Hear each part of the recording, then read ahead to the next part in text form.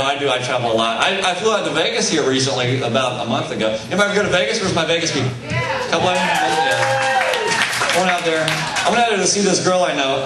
Now this girl, I've known her for about 2 years, but I never actually met her face to face until about a month ago when I went out there. We met online. And we talked on the phone a bunch and online, but never actually face to face. Although we did do something kind of weird one time, about 5 months after we met on. Anybody do that phone sex thing? Anybody?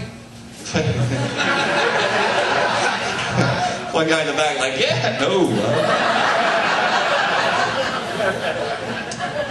I had never done it either, right? But she wanted to do it, so I talked her through it or whatever you do, right?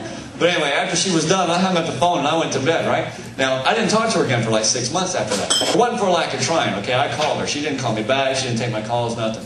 She finally called me back about, like I said, 6 months later. She told me the reason she hadn't talked to me was because that night, after I hung up the phone and went to bed, she also hung up the phone, went to bed, but wasn't feeling very well.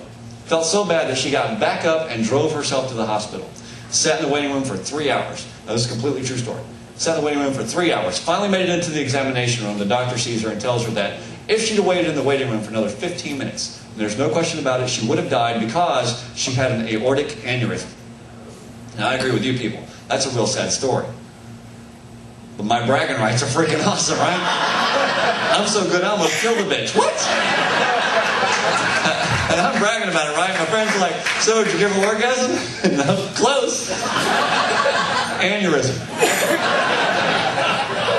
Another friend's like, did you bust that cherry? Nope, her aortic valve.